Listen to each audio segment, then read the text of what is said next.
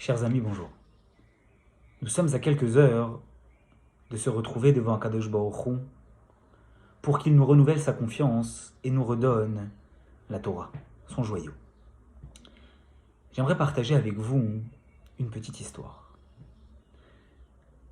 Dans une ville, un homme immensément riche avait également un frère qui habitait la même ville, mais qui lui n'avait pas réussi de la même façon, n'avait peut-être pas eu la même chance et vivait lui dans des conditions très modestes.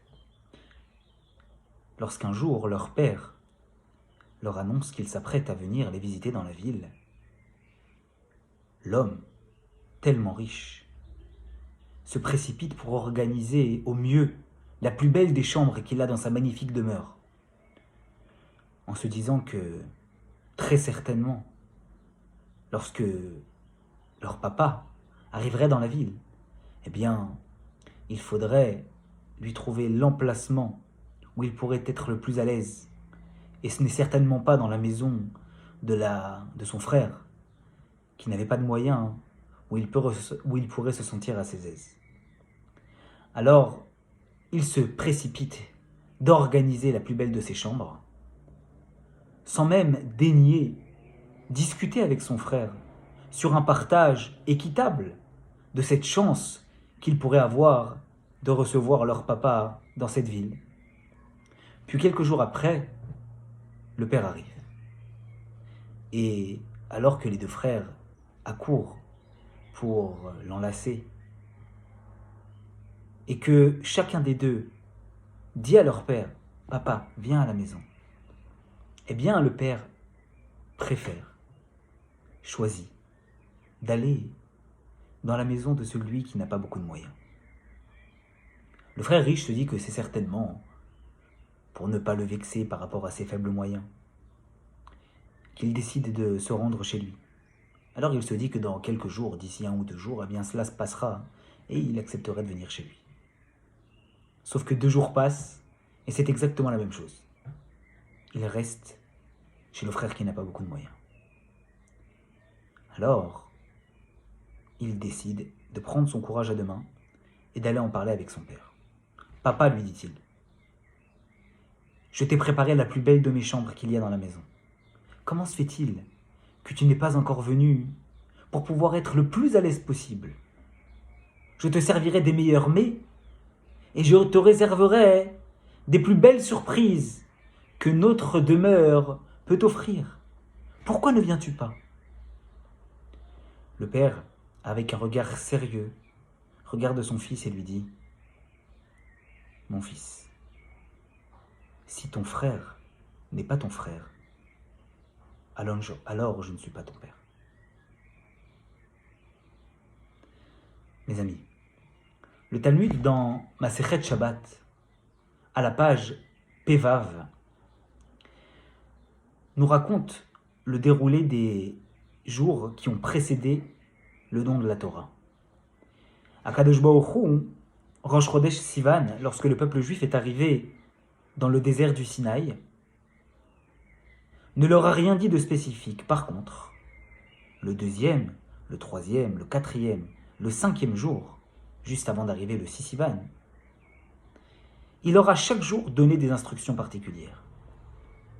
Le premier jour, il leur a dit « Atem mamlechet kohanim vegoy kadosh, vous êtes un peuple saint pour moi ». Il leur a demandé d'observer certaines règles de pureté, puis de ne pas se rapprocher de la montagne, puis de se préparer petit à petit à recevoir la Torah. Pourtant, le Talmud nous dit que Rosh Chodesh Sivan, il ne leur a strictement rien dit. Pourquoi ? Mipne chulshat hadeocha, à cause de la fatigue de la route. Autrement dit, ils avaient tellement marché qu'ils étaient fatigués et Dieu avait préféré ne rien leur dire ce jour-là et d'attendre le lendemain pour leur donner des instructions. Le rabbi nous pose une question qui a l'air assez évidente au premier abord. Si on fait le calcul et qu'on regarde précisément, comme le Talmud en discute là-bas dans la Masechet Shabbat, quels jours sont-ils arrivés dans le désert du Sinaï ? Eh bien, on se rend compte que c'est un dimanche qu'ils sont arrivés dans le désert du Sinaï. Ce qui veut dire que la veille était un Shabbat. Et que si c'était un Shabbat, eh bien ils n'ont pas marché. Au contraire, ils respectaient déjà d'une certaine façon le Shabbat. Donc ils étaient restés dans le camp où ils étaient à l'origine. Donc il n'y avait pas eu une tellement grande fatigue, d'autant plus qu'ils venaient de Rephidim. Et de Rephidim au désert du Sinaï, il n'y a qu'une très petite distance. Donc la fatigue n'était pas spécialement grande. Et comment se fait-il que le Talmud dise que la raison pour laquelle Dieu ne leur a pas donné d'ordre spécifique, c'est parce qu'ils avaient avec eux la faiblesse de la route? Eh bien, le rabbi nous répondre de façon sensationnelle. Lorsqu'on regarde ces mots, Chulshat Haderech, on a l'impression que nous sommes en train de parler d'une fatigue, due à la route qu'ils ont entreprise. Sauf qu'en fait, on peut avoir une vision qui est totalement différente. La vision qui correspond à se dire que ce jour-là, ils étaient Keish Echad Belev Echad, comme un seul homme, avec un seul cœur, qu'ils étaient totalement unifiés, qu'avec tout le travail qu'ils avaient entrepris jusqu'à ce moment-là, pendant les jours du Homer qui ont précédé, pour se travailler chacun sur ses différents attributs, pour pouvoir arriver à devenir de meilleures personnes. Lorsqu'ils sont arrivés, Rosh Chodesh Sivan, dans le désert du Sinaï, Dieu ne leur a rien dit. Pourquoi? Pas parce qu'ils étaient fatigués du voyage, mais parce que Chulshat Haderech, leur chemin individuel, leur voie individuelle, que chacun aurait pu à une certaine époque, à un certain moment, vouloir entreprendre individuellement, eh bien cela s'est affaibli. Lorsque nous sommes en train de dire Chulshat Haderech, nous ne sommes pas en train de dire que la route leur a causé du tracas et une certaine faiblesse. C'est que cette volonté que chacun aurait pu avoir d'entreprendre sa route, chacun sa route, eh bien cela n'existait plus. Cela a été totalement affaibli. Ils étaient totalement unis, sans chercher chacun à vouloir prendre une route différente, séparée de l'autre. À ce moment-là, Dieu n'avait rien à leur dire. Parce qu'ils étaient tellement unis, ils convergeaient tellement vers le même but, qu'il n'y avait pas de raison de devoir leur donner d'instructions particulières ce jour-là. Par contre, à partir du lendemain, Dieu a recommencé à leur donner différentes missions, pour se préparer concrètement à recevoir la Torah. Mais ces préparations concrètes, ces missions qu'il leur a données les jours qui ont suivi, n'ont pu être là, n'ont pu prendre tout leur sens. Pourquoi? Parce que déjà à la base, Rosh Chodesh Sivan, lorsqu'ils sont arrivés, ils maîtrisaient les tenants et les aboutissants. Ils étaient totalement conscients que la base de tout, c'était de converger tous vers le même but, sans chercher chacun à prendre une direction différente. On peut passer à la phase concrète de la réception de la Torah à partir du moment où on est conscient que nous devons tous converger vers le même but, sans chercher à prendre chacun une voie différente l'un de l'autre. Mes amis, ce don de la Torah converge également avec le moment où nous retrouvons nos synagogues. Baruch Hashem. Nous avons été privés du droit, du devoir de pouvoir prier dans nos synagogues pour préserver notre santé. Et Baruch Hashem, c'est à la fête de Shavuot, au moment où nous recevons la Torah, que nous pouvons de nouveau revenir à la synagogue. Mais n'oubliez pas, pour pouvoir recevoir la Torah dignement et comme il faut un préalable. Et le préalable, il est de savoir que cette préparation, elle a commencé par cette nécessité de converger tous vers le même but, sans chercher chacun une voie différente. On peut tous être différents. On peut tous avoir des coutumes différentes, des a priori sur certaines choses.